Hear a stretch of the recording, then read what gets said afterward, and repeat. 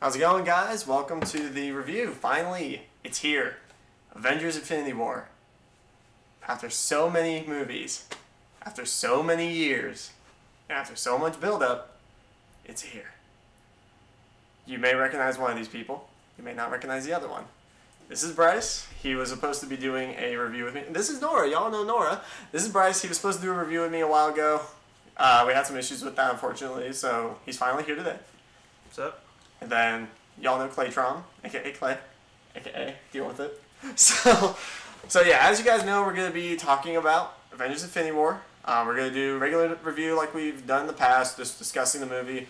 We'll do a Q&A if you guys have any questions or anything, and then we'll go into spoilers. That way, you know, for whoever wants to do spoilers, you can stick around and yeah, enjoy the everything that this movie was. So super early spoiler alert.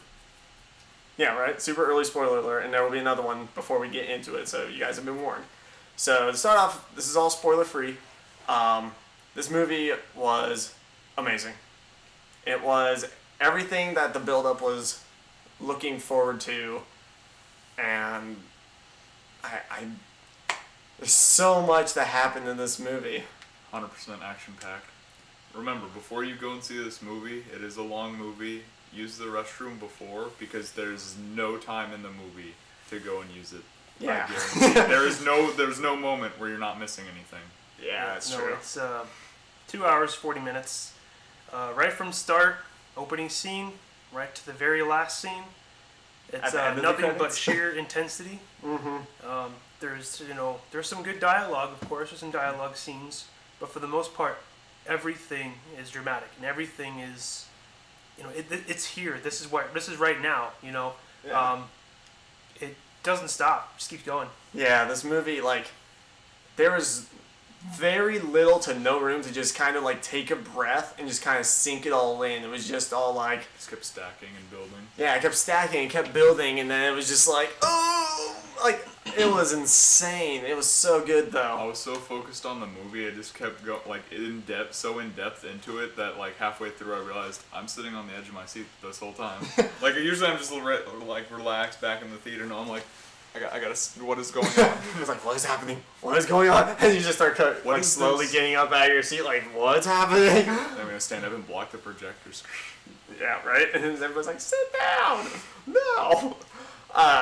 But yeah, so this movie had literally everybody in it, starting from. But not Ant-Man and Hawkeye. Yeah, so not Ant-Man and Hawkeye, but the original there's Avengers. A couple spoken of that are missing currently. Yeah, so Hawkeye and Ant-Man are not in this movie, but everybody else is pretty much in this movie, from Iron Man to Thanos. So for those of you who may be living under a rock, or big boy. Yeah. So this movie pretty much it follows Thanos' final journey to collecting the Infinity Stones, and he's on this trek to get all the Infinity Stones so he can supposedly make the universe a better place. And now it's the Avengers' time to stop him once and for all, with the help of the Guardians of the Galaxy, because they're in it, and they were one of the greatest parts of this movie, especially Rocket. Rocket Raccoon has never failed to just say something and it just be funny. There was very few moments. I liked Thor's interaction with Rocket the most. Yeah. To avoid spoilers, there's he finds Rocket very fascinating, to say the least. So it gets interesting, and they have a nice dynamic. Yeah, just every character in this movie. If you've seen all the other movies, you can definitely tell that there's been so much character development leading up to this, and even in this moment, there's still character development going on with, the heroes. And especially Thanos. You get a big deal with Thanos, because I know with the Marvel movies, and you guys can back me up on this, the villains haven't been all that good, except for Black Panther's villain. I think Loki was really done well in the first Avengers movie. Well, I mean, not done well or anything, but their purpose. Kind of the purpose of them being there. Everybody kind of had their purpose, but it was kind of this wasn't just destroy the world. This was a little bit more. Thanos, his theory. he wants all these Infinity Stones, wipe out half of humanity, is what his goal is. So it goes in tandem with wanting to destroy the universe. But you find out a lot more in depth of why he's doing what he's doing, and it makes a lot more sense later. Yeah, a lot of the fact of Thanos is they put a lot of development into him and a lot of humanity in him. Yeah. Like, because the way the villain works is pretty much, they're the hero of their own story. That's pretty much what the villain is. And so in this movie, he is the hero of his own story. He thinks that by wiping out half of existence to basically save resources is good because, it saves those resources and then people can live better. Can thrive. So yeah, so the other half can thrive and they can live better. So in his eyes, he's doing the right thing, but it's a manner of right thing in the wrong direction. Yes, and then something I want to talk about real fast while we're talking about Thanos. So a lot of critics reviews say this movie has a lot of areas, a lot of direction where there's not one complete storyline. When you break it up between heroes, yes, because you have so many, you have to divide it. You're not going to put 60 heroes in one screen. So if you think about it as Thanos is the main character, it makes a lot more sense because they're trying to make him not have these stones, right? So they're trying to make it as hard as it possibly can to have them all in the same place at the same time. Well, Thanos' goal, get all the stones. So if you think about it as in a direction of him being the main character, it really creates a lot more of a story. Yeah, definitely. And with that being said, it goes to the fact of, because there's so many heroes, in a way that is one of this movie's flaws, is it's trying to follow the story of all these different heroes in all these different areas so they can try and bring them all together. Now, the way they brought them all together worked well. I enjoyed the way they brought everybody together. I wouldn't say there were flaws with the movie. I mean, people say critics say there are flaws. 86% Rotten Tomatoes. 85. Critics are critics, but hence why we're here. I mean, I'm not the kind of guy to take the movie and tear it apart. Yeah. Honestly, being the big Marvel person I am, that's one of the best movies I've ever seen in my life. Yeah. I look past the little things. When we go into spoilers later, I have a lot of questions that had me asking after the movie, after the fact.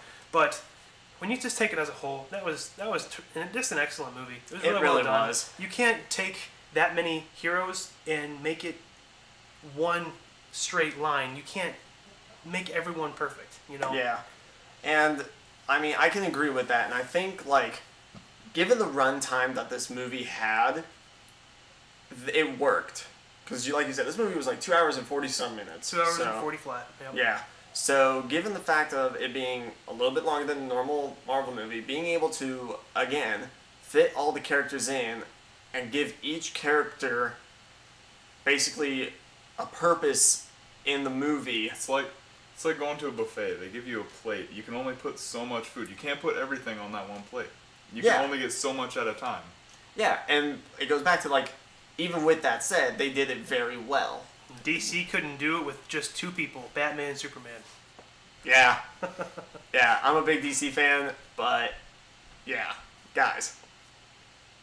After Aquaman, get good.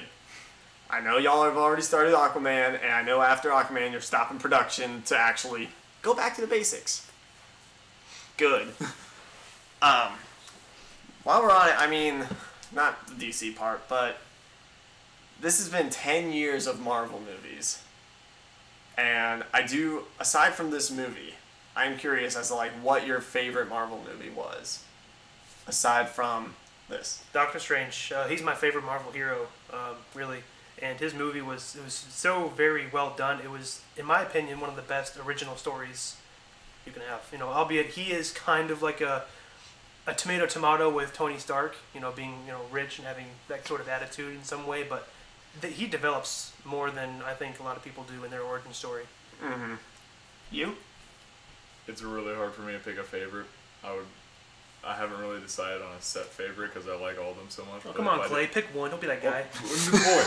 Boy. All right. I guess Iron Man everyone's favorite, I guess. The first Iron Man. It was a great movie, but I mean, not just the first, but like how they built up and saying he had much more than just, all right, he's rich, he made a suit, he's there. Like there's more to it, and like more people were going after him than anyone else. Yeah, pretty much. But no, it's respectable though. I really loved the first Iron Man movie. It's what started it all. You gotta give credit to the original, to the start. Yeah. That'd be cool. I think mine has to be the first Avengers. Really? Yeah. Because it brings, not only does it Loki was always kind of like the trolley person in all the other movies, but this one you really see him just be like that guy. This is only his second appearance. Yeah, I mean in the movie, but like you can still see, like, with that movie, you just see how much of that guy he is. Yeah. And, seeing how it brings all the Avengers together, that's a big thing. It's just like, him alone brings all the people together to actually unite and create, the team that would stop Thanos. Yeah, and honestly, I think the first Avengers movie was the biggest turnaround for the MCU franchise. Definitely. It was when Disney started taking over. They were at the helm. People had no idea what was going to happen, and they made it into my favorite franchise. Oh yeah. The first Avengers movie, it took it to a whole different direction. Opened up so many possibilities, especially with that the Thanos being kind of in that movie, just kind of on the side. On the side, a little bit, and then he's after credit scene in Age of Ultron. It's coming. Like they've done this for a long time. And when they first made the Iron Man 1, the Incredible Hulk, that was Universal Pictures but still canon. You want to talk about that movie? I still like that movie. All the movies are certified fresh on Rotten Tomatoes. They're very good movies, but I would say the first goal was just make Avengers, make the movie, make Avengers. They did that. Once they started that and seeing the success of what they've done, that's when you have that whole all those options, all those heroes are bringing back. They aren't very popular. Doctor Strange. People were talking about him all the time, back when Avengers 1 came out. It's bringing light to a lot of heroes that you wouldn't have expected before. I think Ant-Man, he's also up there, one of my favorites. They did him very well. Unfortunately, he's not in Infinity War, but Ant-Man and the Wasp is coming pretty soon. Yeah, but they did mention the reason why. So. Yeah, they explain it. It's not like they just leave him out. But. Yeah. You do have to think, though, that they can't just, throw a movie together and not have previous character development. What they were trying to do was throw build each character, this is how this person was made, this is how this person made, and then them all coming together, rather than, here's a movie, here's 40 different characters you have to remember. Yeah. DC? Yeah. So it gives plenty of time and development. I agree. 19 films in, they have done a spectacular job. Oh, yes, they have. So here's another topic. So we talked about our favorites. Clay, what would you say is your least favorite Marvel Cinematic Universe MCU film? Starting with me. You shouldn't have to think about this. Why I have an answer, but Same. I think I know Cole's answer. But pass. Come back to me. You don't know, Clay? No, I don't know. Man. I love them all. I own them all. But the one I do have one. hated with a passion that just was flawed in every way imaginable. Iron Man 3. Yours is Iron Man 3. Mine was Iron Man 3. Wow. Well, that one, and let me think. What were the other movies? Because I have to think of You sounded like you were pretty confident. Yeah. Now I'm rethinking every single movie that has been out. Well, there are 3 Thors, 3 Iron Man, 3 Captain Americas. Yeah. Dark World. Hold up. Thor: The Dark World. Pause. Thor: Dark World. I do appreciate the one thing I do appreciate with that movie is that they brought the Infinity Stone into it, and it's like, hey, this Infinity Stone is rather important. I think that movie was the one where... That's it. I think that movie is the one where Loki is at his weakest point of his character. Yep. Where it was like, come on, we get it, you're going to betray him over and over. Let's move on with this character. And I think that was also the movie where Thor is just very, very bland. He didn't really... You can't progress Thor that much. And even in the first Avengers movie, they didn't do much with Thor. Yeah. Thor was the most dry MCU character until Ragnarok. Yeah. And then you'll see what they do with him in Infinity War. Yeah. But and Thor it goes back is to very good character. Dark World. You knew what was going to happen. You kind of like, okay, Loki's gonna betray him, and things are gonna happen. And just, nah. The reason I say Iron Man was one of my least favorites is a manner of Iron Man 3, you mean? Yeah, the Iron Man 3 was because of, like, the Mandarin. That was the ultimate thing. It's like, the Mandarin is this big, bad villain for Iron Man. This is, like, one of his biggest rivals. And he turned him into a, drunkard, actor person who just... Who wasn't even relevant to the plot. Exactly. They didn't make him an actual villain like he really is. Yeah. So... But this isn't the roast of Marvel's past. This is the discussion of Infinity War. One thing I will say is... I didn't say my least favorite yet, Cole. Oh, what's your least favorite? No, you did. No. Oh, what's your least favorite? I talked about yours, and he didn't say his yet. Oh. We're still in a discussion of the MCU. We talked about Infinity War some. So much we can say without spoilers. For now, yeah. Do you have your least favorite yet? I'd probably say Spider-Man Homecoming, to be honest. Huh. Because for me, like Marvel, they're usually filled with a lot more action and stuff, where this was a lot more character development and like an actual like story. Like it's an actual story. Wow. But with that said, though, it's a good thing that they did just development. Like, it doesn't all have to be just... There's some cringy stuff in that movie. There is, but it's nice to have a movie that's not just all action. It's nice to have a movie where you can enjoy it for what it is. I think the Vulture was a terrific villain. But oh, yeah, Michael Keaton is amazing as Vulture. To back you up on it being your least favorite, I can see that. Just because you didn't get his full origin story like you do other Spider-Man movies, but I think that's a good thing in my opinion. Yeah. I can see why Clay maybe thinks it's not, but then moving on, I guess, real fast, just to touch up, my least favorite is The Incredible Hulk. I still really like that movie, but they changed Hulk actors. And didn't bat an eye at it. No, Edward Norton, so it just...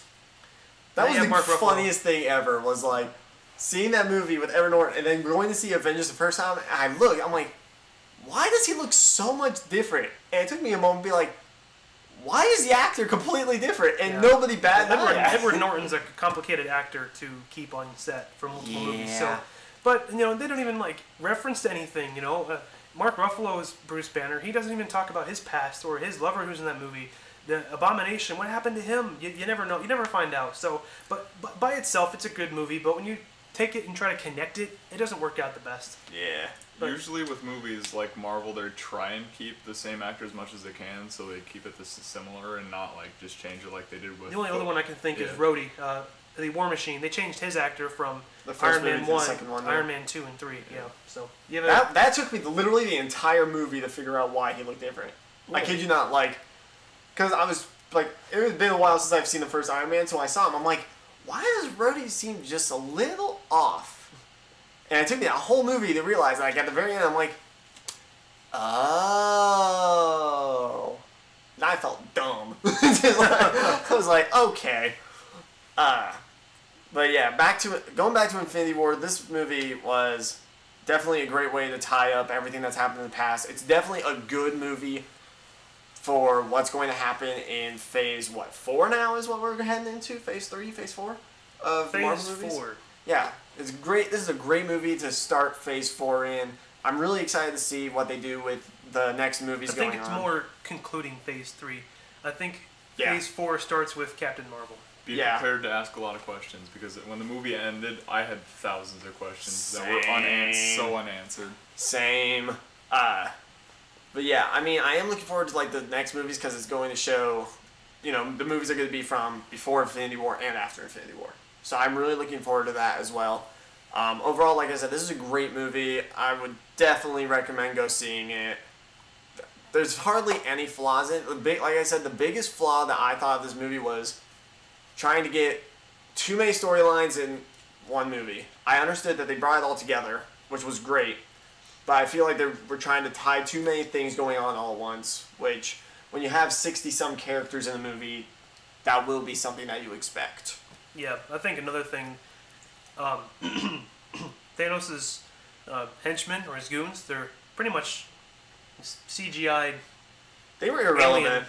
Alien. They were pretty tough. They're solid competitors to them, I guess you can say. They were so irrelevant. But they had no explanation to them. They're just, hey, they're there. They're with Thanos right now. So, but ultimately they put them in there because it's hey, they're a huge part of Thanos' army people. You gotta put them in somewhere. Yeah, but his army changed, because from one planet to another, they're two completely different... Well, yeah, but they're his main people, so they had to put them in because it's Thanos, Black Order. 2 and 2, 12. So, Cole, when do you think we should move on to the spoiler section? Pretty sure we'll have plenty to talk about. Yeah, for sure. Before we get on to that, letter grades for this movie for you guys. Oh, A+. I mean, honestly, one of the best movies I've ever seen. A+? Plus. I'm going to give it a solid A. As good as it wasn't plus just yet, because, again, it goes back to everything that was kind of happening with, the Black Order kind of just being there and then trying to fit everything into one movie. It was still a great movie. It's not plus yet. Maybe if I go and see it again and actually focus on everything that isn't just me sitting in the chair almost crying from so much stuff happening, then I could probably give it a plus. But for right now, I'm going to give it a solid A. Yeah, stick around for an explanation as to why I give it an A+. Yeah. So we're going to move on to the Q&A section of this. I'm hoping that some people did do some questions. Doesn't look like we have any in yet. I don't want to start doing spoilers yet until we get questions, unless, we can do spoilers, and if you guys have questions within the spoilers, you can do that. This is your... we got one right now. Hey, thank you for sticking around, buddy. So, with that said, this is the final warning before we get into spoilers. You have been warned. I give 5, 4, leave now. 3, 2, 1, spoiler session. Okay. Why did they have to end the movie with him just sitting? Why did he have to get all the Infinity Stones in this one movie? See, I thought the first movie he's gonna at least get 3, and the other movie is gonna get the other 3. That's what I was thinking. I was expecting him to get half of them at least. But how fast he was getting them, I'm like. Yeah, I was let's not be too excited. One topic at a time. We have a lot to say. So, okay, the Infinity Stones. Why did he have to get all of them? Well, this is Infinity War. You have to. This is in a sense, a 2-part thing going on. A year later, we're going to get the answer to all of this. But yeah, so he gets all the Infinity Stones. I feel like that's a very good plot to the movie. Thanos gets all 5 of them. Talks about snap of his fingers, he can wipe out half the planet, and he does. Now they don't have to pay half the actors. Half the universe. Yeah, no, and I think a good why they chose the people they did to turn into Ash, I think is because in the next Avengers movie, they're perhaps not going to include them, and the until people the very who did end. survive, maybe on the second half, the last fourth of the movie, they'll come back. I think the next Avengers movie is going to be solely the people who are survived. And you think about the scene where Doctor Strange said, "Tony, this was the only way, I'm sorry." He saw 14,500,000 futures, and only one way they came out all alive at the end. I didn't think about this. And so that's where Doctor Strange had to purposefully give him the Time Stone, save Tony's life, because Iron Man needs to be there to stop Thanos. Yeah. Iron Man is dead, there is no stopping Thanos. And Doctor Strange saw that. That makes sense. I didn't even think about that. That kind of answers that, because I was wondering why he wasn't using the stone, because that stone could have helped them so much in the battle right there. But that's why. Because he saw 14 million and some possibilities. So yeah, that makes perfect sense actually. And I had another question, why did when Thanos was fighting everybody after he had the Reality Stone, that should have been GG right there. Turn them into bubbles instead of fighting them. Well, he did that with the Drax and Mantis. Turn them into a stretchy thing and blocks, but no, turn everybody into bubbles. That'd be too Pop easy. the bubbles. They're dead. You win, Thanos. Because they have to come up with a movie. Yeah, no, too easy. Exactly. No, he did utilize each of the stones, except we don't know what the Soul Stone does right now. Talk about the Soul Stone. Red Skull. Yo, I wasn't expecting him to be in there. And fun fact about that was a completely different actor. Oh. Yeah, I didn't know that. They made it look like the same, because they had a lot of makeup and. Yeah, but I thought the voice seemed a little bit different. But yeah, it's because it's a completely different actor, and I'm like, he's no longer German. Yeah, he was low key German, just Loki. Oh. We have a Hulk gets rejected. All right. Yeah, that scene. Opening scene. Oh, okay. my word. Opening scene. Spoiler. We're in the spoiler section. Of course, spoiler. Opening scene. No, it takes off immediately where Ragnarok left off, meaning the 2 Asgardian ships. One of them's gone, I guess, and Valkyrie, Korg, and Ming, they probably all escaped. That's probably it. But then the other one had the other half of the Asgardians, along with the Hulk, Thor, Heimdall, and Loki. You can see where this is going to go. Yeah. So it starts off, they're talking, and then Thanos is holding Thor, like he's going to like murder him and squeeze his head, whatever. And Loki talks to him, kind of like gets him distracted a little bit, but then goes, "We have a Hulk." He says it. That's great development. He had Tony Stark telling Loki in the first Avengers movie, "Oh, we have an army. We have a Hulk." Here's the one. He says we have a Hulk. The one problem with that, he was doing so many different things. It was kind of hard to tell which side he was on, because at first he was going Loki, with though. Thanos, Yeah. now he's with, and at the end, like. I'm explaining the scene. I know. Clay, don't just drop the bomb. We don't want to explain the whole scene, though. No, I'm just. Let's just walk. Okay, let's but just talk moving movie. forward.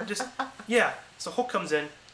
There you go. Wreck And some then days for a moment. Heimdall saves Hulk from dying. Because Thanos is like, "Oh, you have a Hulk? That's cute. How about I literally go Bane on you and just like lift you over and just smash you into the ground, Yeah. knock him out, and just Hulk be like, Throw I ain't back coming back out, nope." Throw back Lo to and Hulk and behold, Loki. they kill Heimdall.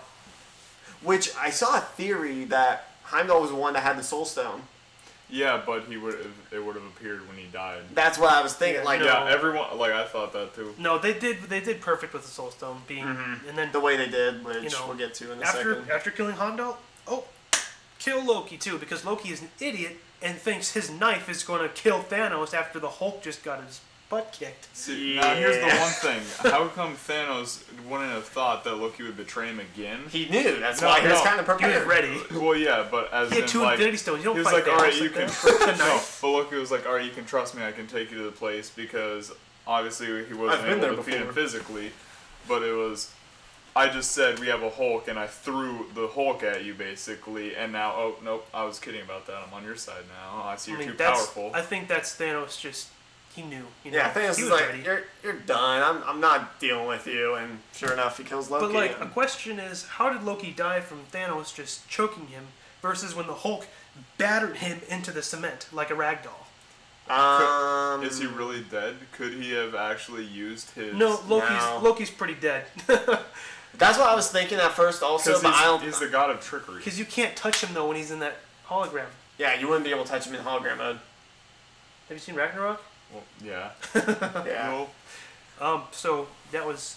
So, that was interesting. I mean, logically with that, it could have also been with the manner of, like, Thanos being completely in a league of his own.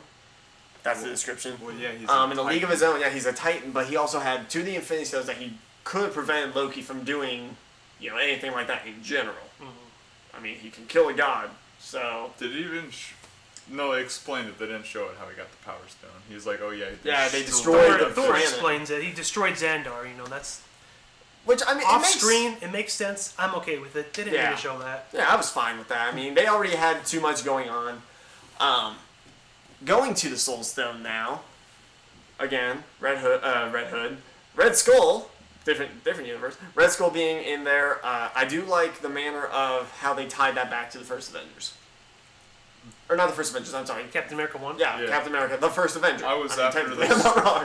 I was after the stones. I touched one. I died. Now I'm cursed here. I mean, he didn't die. He got banished. Yeah, he didn't die. Banished and cursed, because he had the curse of whoever comes here, I know everything about you. Yeah, but he's also banished, so he can't leave now. But the The fact stone's that... gone, so could he leave now? Because the No. stone's No. gone. It's the planet Vormir. That's where he's banished. Yeah. The fact that Thanos killed Gamora. I will say this. When Red Skull said that you need to kill someone you love, I was like, it's gonna be Gamora, because, like, even though The only he thing that's shows, ever mattered to him. Yeah, Right. like, and he shows it in the movie, too. Because Is, she like- tried killing him so many times, and he's still, like... yeah, like, he doesn't just literally just grab her by the, like, head and just crush it in his hand. He's still... Like, he's like, come on, please join me. Yeah, he still loves her and stuff, and it's just like, even in all the madness, you can still see that little flicker of humanity in him that it hurt him to do that. Yeah, in the You could scene see- where Mantis was having him in a sleep, he's like, I had to, I didn't want to, or whatever. Yeah, and she could feel it. She was like, Agony and He's Yeah. remorse. anguish and remorse and mourning. Yeah, no, but I think they foreshadowed that a little bit in the first half of the movie when it had the flashback of Gamora and her home planet, when showing her being the sole survivor, and the origin of how her and Thanos met and how he became her I guess father figure. I mean, yeah, because he could have just killed her then, but he's like, oh. It's the only thing he's ever cared about. Yeah. I will say this, though, like, I'm excited. I'm honestly excited to see Nebula in the future movies. Yeah, because I know in the comics, she's the only one who is actually able to, like, beat Thanos by taking off the gauntlet. Yeah, and he said in the movie, she very nearly killed me. Yeah, it's like... came to kill me and nearly succeeded. So the fact that Nebula was able to do that, assuming he had at least one Infinity Stone, he might have had none, but at this point it's assumed that he maybe took over Xandar already. Yeah, Power Stone right there. Yeah. Yeah, he got a little lucky on that, and just because of that stone. I'm sure if he didn't have that stone, she would have liked him. But talking about Nebula as well, that development where she said, where's my sister on the planet of Titan? That was huge. It showed that she was carrying too. Mm-hmm. It advances the development that they started in Guardians of the Galaxy 2. Yeah, where she was just like, I'm going to kill you. And it's like, oh, you're my sister. I should care. I care now. Which was good. Simplified, yes. Yeah, simplified, but that's ultimately what it was. I'm trying to think. There's so much stuff that happened. Dear Peter Quill. You fucked the universe. Language. Trying to keep it semi-appropriate. You destroyed the universe. You did this. Yeah. I get that you're upset, but if you're so close to beating somebody, wait till they get the gauntlet off before you decide to shoot him and beat the crap out of him. 5 seconds, they would have had the gauntlet. That's it. Yeah, but nah, he was like, everyone was holding back. Everyone had problems, death, everything. But Doctor Strange already saw that future line. He didn't care about. You didn't see him freaking out about it. You saw everyone else. Because that was the one possibility. Maybe it's the one possible future. It had to have happened. Yeah, but still, it really takes you for a ride. It does. This movie was amazing, though. Let's talk about our last death, our last hero death. That's probably going to be permanent. Well, okay, hold up. Which last hero death are we talking about? The one, Vision. Okay, I was saying, because technically the last hero death was Nick Fury. If you want to be technical. No, but permadeath. The people who are ashen, they're not gone forever. They're coming. And there's another theory for that, which I'll get to in a moment. But okay, yeah. But the people that are permadead. I mean, what I want to say is, if Marvel truly has guts, they're going to keep Gamora dead. I severely hope they don't bring her back. They're not if going they do, it's going to ruin that entire. They're not going scene. to. It's going to ruin the huge vibe of this movie. They're not going Especially, to. Heimdall, Loki, Gamora, Vision. They need to stay gone because that's what truly makes Thanos the character he is. Loki's gonna suck still being dead, especially in the future Thor movies. That's gonna suck. They're not gonna make any more. I don't think they're gonna make any more. Yeah, because all of the Marvel movies, everyone turns out fine. They all live happily ever after. Now this is like, you're dead. You're not coming back. I actually do shit or do stuff. Yeah, now it's a matter of like they have to live with that. Now. I am actually a god, a titan. I'm actual threat to you. I am above all of you. I want to talk about Thor. He had the opportunity to kill Thanos. But he stabbed his chest. He didn't go for the head. He was like, Thanos said he should have went for the head. That line, that one line, probably the worst line of the movie.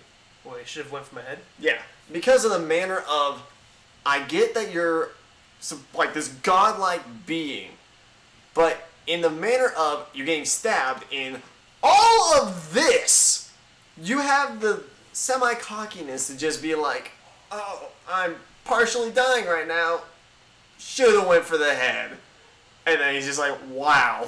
I didn't mind that line because he, at that point, it was a mixture of, oh my gosh, like I'm going to live this. He didn't go for my head. I'm going to live. I have all the stones. If any character could 1v1, if any character could 1v1 Thanos, it would have to be Thor. With that weapon, though, that's the thing. That's the only weapon that would be able to trade stop a hammer for an axe that can literally just cut a straight beam. Peter Dinklage's character, still kind of a secret character, very well done.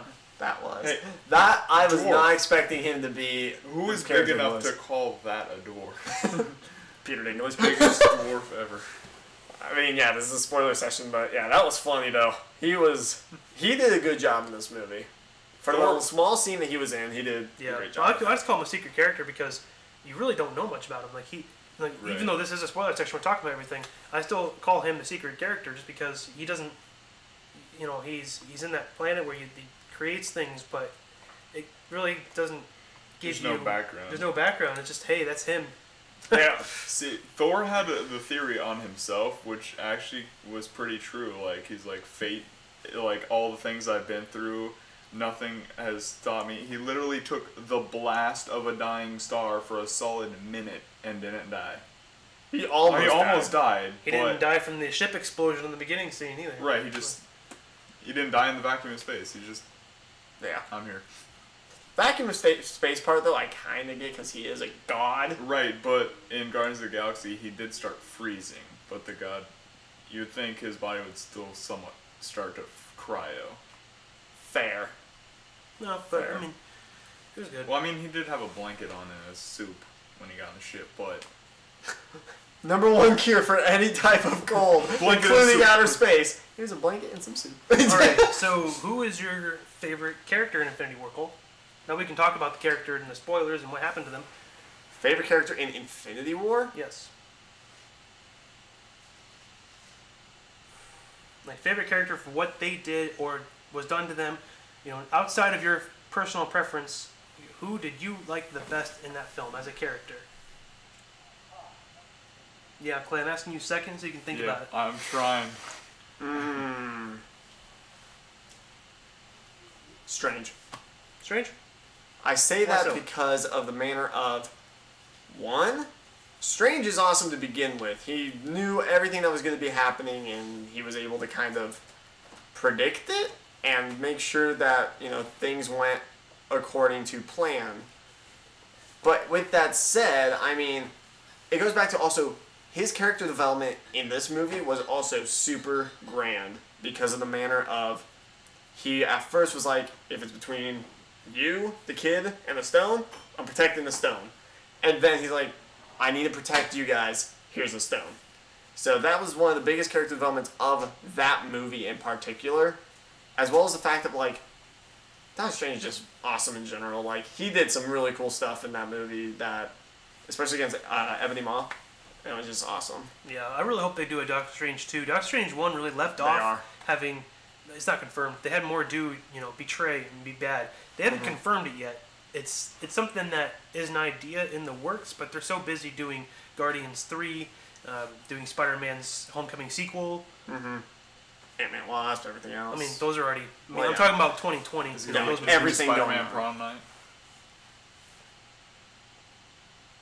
Anyways. Yeah, speaking of Spider-Man, though, that suit was... The Iron Spider suit? Oh! It was beautiful. As soon as, the legs came out of his back, I was just like, oh! I was gone. I was think like, Iron Man's new suit was probably the best new suit we saw. Nanotechnology. Yeah. I honestly think, new suit-wise, I would still have to say Iron Spider's was. Tony's was very close second, but it goes to the manner of, you brought back something that was in the comics of the legs on the back. That was amazing. Remember, Spider-Man denied the suit. Tony offered it to him at the Yeah, Spider-Man. but then it's like, you know what? No. You're getting the suit now because you're about to die in the vacuum of space. So who is your favorite character, Clive? I was going to say Thor, but I do mean the Hulk had his moment because Hulk plays a big part. You mean Bruce Banner? Bruce Banner. Because Hulk was in it for 3 minutes. Yeah, Hulk was in it for 3 minutes, and you think Hulk would be a big part of it because he can basically destroy everything, because in comic theory, the more angry he gets, the stronger he becomes in comic sense. But saying Bruce Banner, after Hulk got pushed into the ground, basically, he didn't want to come out, so Bruce actually had to do stuff. He couldn't rely on He had to step up and... Yeah. He actually had to... I like that. Develop and actually do stuff. Yeah, he didn't rely on the because usually it's just Hulk comes out and then Bruce Banner, oh, I'm smart. Now Bruce Banner is like, I gotta be the fighter. Yeah. Because it's like, alright, Hulk is like, no. It's like, thanks, buddy. I guess I'll do this myself. And literally just, yeah. What about you? Mine, so... I'll count down a little bit. No, it's not. It's... I would say, Oh, lovely. Thanks. Hey, guys. What? Hit it with your feet. Welcome. to technology and wonderful issues like that. Clay knocking it down with his feet. Good going. It's going to be a little uneven, guys. I do apologize. You can just a little bit, can't you? Let's see if we can get you guys set up. I'm smart. Yeah. It's about as good as it's going to be right now. It's a little crooked, but thanks, Clay. Hey, one job. Errors are a part of life. Okay, as I was saying, I would say like my third favorite. I'm counting down because number 1 should be a little obvious, but number 3 I would say Doctor Strange. I'm barely on screen, Cole. You're barely on screen? Yeah. Yeah, sorry guys. Okay, blame Clay. Hashtag blame Clay in the comments. There we go. Do it for now. Do it. Alright, okay, so I would say third Doctor Strange. 2 Star-Lord, just because everything he said, it was funny. It was great. Yeah. It was funny, but it was also like he did have that serious moment, and that serious moment really he turned into that impact. serious moment because that shows. But the scene where he was actually going to shoot Gamora, but then came out as bubbles because Thanos didn't want her to die. It came out as bubbles. Like his Reality Stone used the bullets, the lasers into bubbles. Like that's just actually that was the whole gun in general was just the reality. Yeah, like that's. But my favorite character, 100% Thanos. That should be fairly obvious. Thanos is the most well put together villain of any movie of all time. I didn't know you were going to be counting villains, otherwise I would have said that. I said character. Character. Fair enough. Thanos was unbelievable. He did what no other villain truly, Killmonger, yeah, he kills, but Thanos is killing major swingers here, like big named characters. And his in-depth definition of his plan and why it is. Yeah, his home planet was going down under. It's gonna be no more, and he saw that in the future, and he said we need to kill off half of our society, half of our planet, so the other half can survive, so we can grow. And random. Yeah, at random. So it's not. Yeah, so it's at random. So it wasn't, looking at it in a bigger perspective. Yes, that is absolutely insane. Wiping out half of your planet. Why would you do that? But his reasoning of the other half surviving and prospering and growing for the future, sure. Yeah, all the other villains in the past are just, oh, I want to destroy the Earth. Why? I don't like it. I don't want it here. I hate the people here. I hate Earth or whatever. This one's like, oh, I have reason, and it's not just the Earth. It's everywhere. Yeah. I'm trying to salvage the universe. And that goes back to the manner of why Thanos was such a great villain in this, is because of that development of he's doing what he sees right in his eyes. He has purpose. And for the eyes of others. He had a purpose aside from, I just want to wipe out humanity. He did it for the fact that he wants the universe to survive, ultimately. But in his mind, doing this is the right thing. Yeah. Which may have been the case for his home planet, but is not the case for the entire universe. But if you look at his home planet, there's nothing left. Because of what happened, yes, but you can't predict that for the universe. You can't. Sorry, excuse me. You can't speak for the universe. Yeah, I mean, like, I understand his philosophy of like, I'm a kind of a prophet. I want to make sure that the rest of the world doesn't turn out like my home world. Self-proclaimed prophet. Yeah, he's like, I don't want the rest of the universe to turn out the way my world did. I must, fix it. I must make it complete and all that. So if you had to say, like, what character... Thank you, Anne. What character did you like the least? I'll start with you. Least. You're the character you thought they really could have done so much more. The character you were most disappointed for. The one that you think, why didn't they do more with that?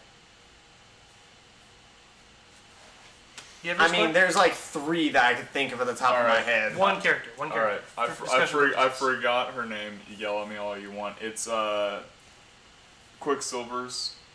Oh, Scarlet Witch. Wanda. Yeah, because she had enough. She had enough power to destroy an Infinity Stone. Well, she attempted to, but love got in the way. She did, but. Well, yeah. But she has the power to destroy an Infinity Stone, but she didn't. Like, she could have actually went up against Thanos and more, like, helping instead of staying back as a supportive. Yeah. And more on the offensive. I can see that. Because the amount of power that one character has. Yeah. If we're talking, like, characters that had, like, most screen time-wise, yeah, I'd probably agree with that. If we're talking characters in general of the movie, aside from the Black Order. Doctor Strange's cape. No, yeah, you can, you can do, we can talk about being their screen time or what they've done or the character in general, what they could have done better, anything. Just overall, the character you did not like The character you like the least in that movie. I have mine, but I mean, probably Falcon. Falcon. He literally didn't do anything. He shot some guys and then got taken down. That's fair. At least with Rhodey, he actually had enough screen time, and he was with Cap. He was talking to the government people. He's one of the survivors. Yeah, he was one of the survivors. He was talking to one of the government people, and he's like, "Hey, yeah, this stuff's happening." And then Shuri, I believe her name is, sister of Black Panther. Yeah. She Shuri, actually had the screen time she had was very crucial to the moment. It was very small, but very crucial and very big. Yeah, she had her part. I wouldn't want any more than what she had. Yeah. Speaking of Same with parts and how long a character has screen time and what they did, Teenage Groot, he had his comedy set. He had his comedy, but then he actually had his purpose of made the hammer saving, or he made the handle the axe saving Thor and helping with the universe. Mm-hmm. But in turn, he didn't do anything else. He didn't really have. He had that cool fight scene though, right when he took out all those people. Three guys. Yeah. I would say my least favorite character in that movie, I really wish they did more with, Captain America, Steve Rogers. Yeah. They honestly, I didn't think they were going. I thought they were going to make a lot more of an effort to bring him back into the mix. The last time we saw them was Civil War. They were wanted criminals. They were, they had that little bit with Rhodey kind of helping them out and bringing them in. But you would think the more sheer you're back, you're doing more. He didn't have much dialogue. He and Tony never even saw each other in the film. Yeah. I honestly think they could have done so much more with Cap. He looked so cool in the trailers. That beard. He looked so serious. The shields. The shields. Those things were awesome. Everything just they didn't do much with him. He had more screen time than Falcon or Scarlet Witch, but I wish they were to have done more with his character. They could have went so much further. He seemed very unpurposeful. On the other half of that, what about Bucky? Bucky, he was in that fight in Wakanda. Well, Bucky's Bucky. Bucky's not Captain America. Right, Bucky's just not Captain America, but Captain they gave him the main Avenger. They gave him an arm made of vibranium that could have had, because Captain America's shields, they're collapsible. It's a spear. Their spears were guns. You think what could it be is with his arm, but they never showed anything. Were shields. Yeah, their clocks were invisible I think shields. He did a lot though with the arm though. Still. Yeah. But they didn't show all of what it could have had. It was more of, I have a gun. Can I have your gun? No. Can I have your arm? I want to get that arm. Being the supportive character that he was, though, he did good. Because even in Civil War, he wasn't too big necessarily. He was big in the movie, but he was still that supportive kind of character who's just there. He was there at the wrong place at the wrong time in a lot of the movie. But yeah, I can agree with you on Cap being one of the least purposeful characters because, given the fact that he is one of the first Avengers and he had all this opportunity to do something, he didn't. Also, the after credits scene. Hawkeye on speed dial. Dude, that after credits scene, yes. Every level of yes. I liked it for 2 reasons. 3 reasons. Reason number 1, it showed the aftermath of the snap in the rest of the area, in the rest of the world, New York. Cars crashing, helicopters aside crashing. from just the Avengers dying. It showed, what was happening outside of where they were, literally wherever everything else was. 2, it was nice to see Nick Fury again after second. Where's he at? The second Captain America movie. It was literally the last time we saw him, I think. Age of Ultron. Oh, Age of Ultron, that's right. 3rd, I love the very small bit that they showed of him calling Captain Marvel. Yeah. It was so small, but it was so great because they didn't even have to say, he's not even I'm going to call Captain Marvel or whatever. He pushes the button and you're just who is he calling? And then you see that star and you're like, yes. It was a 90s era-esque pager that he was contacting her with, which is interesting. And that makes me really excited. Like what Cole mentioned earlier, Ant-Man and the Wasp occurs before Infinity War.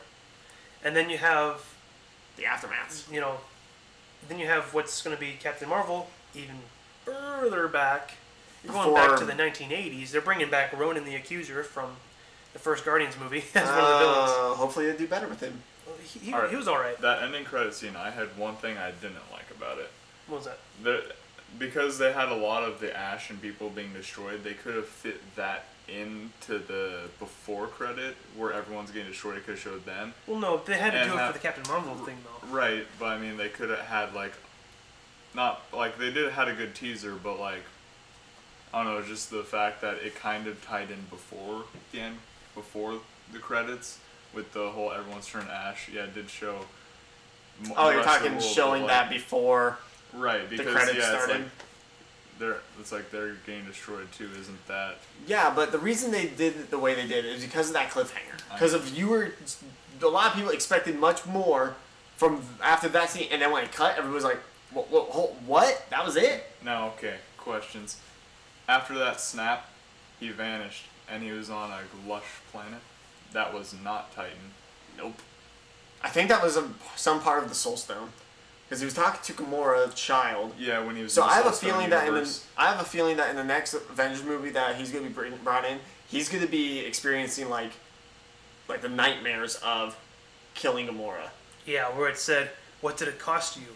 Everything. You know. And it's like, was it worth really it? Is it really worth it? He hesitated so long before he answered, though.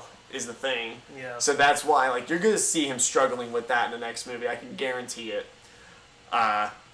The final thing that we'll discuss real quick, and then we'll wrap it up, is the theory that I saw of pretty much everybody that turned to Ash. The theory goes is they aren't actually dead. It's their souls in the Soul Stone.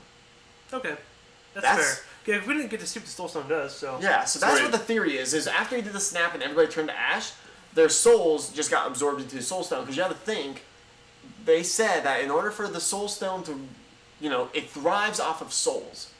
And you have to sacrifice the soul of a loved one to obtain it. So, by that snap, half the universe is in that stone. Yeah. So that's going to be a big thing if they do destroy that stone, or if they... get everybody back. Now, that's a lot of souls. But here's the thing about that stone. What could it actually do? Because it's not just going to be like the Power Stone and just use the souls as burning energy to destroy stuff. Well, no. maybe that's the thing. Maybe that's the reason though. Because it's not on one of his fingers. It's the biggest stone on the biggest part of his gauntlet. Technically, in the movie, the Mind Stone was. No. The Soul Stone was on the... Oh, I thought... Okay, I'm sorry. I thought the... okay, that was Mind Stone. All right. Yeah. I thought that was the very last stone that he got when he put in the middle. Okay. Yeah. But I do kind of get that, but he might just end up, killing some people in the process of using that stone. But it goes back to that theory of, if that theory is true of all the souls being in that Soul Stone... all they would have to do is destroy the Soul Stone. And also, if you took a quick look, it was for a brief second after he snapped his finger and it showed him that gauntlet took a brute hit. Oh yeah, that gauntlet was shattered. It was literally it looked like it was fused kind of into his skin too from the impact of that. Because the amount of energy, I've gone into theories about how you could infinitely stack and become stronger, and if you can't handle it, make yourself stronger with the Power Stone and all that. But just destroying half of it, the gauntlet taking that brute. Which was made by, the people that made Thor's hammer. Yeah, by the dude that made Thor's hammer. Destroy that? Yeah, that's insane. Watch your legs. Yeah, watch your legs. We are not having round 2. So, that's it for this whole review. Thank you, Bryce and Clay, for joining me for this. I hope you guys enjoyed. Make sure you guys leave a like, subscribe on here, follow on Facebook, Twitter, Instagram, the usual. And as always, this is Pop Culture Critics, signing off. Have a good night, guys.